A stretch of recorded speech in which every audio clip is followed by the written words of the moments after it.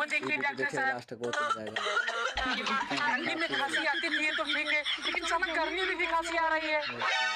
बेटा खांसी ठंडी की वजह से नहीं, बीड़ी की वजह से आती है। जरूर वो साला बीड़ी पीता होगा। हाँ डॉक्टर साहब, बीड़ी तो वो पीता है। बस एक बार ये सुई उसको लग जाए तो कुछ बात बने।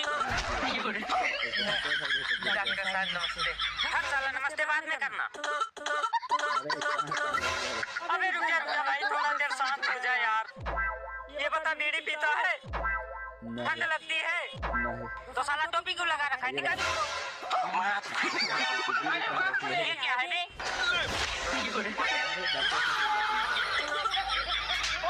टोपी मजाक नहीं।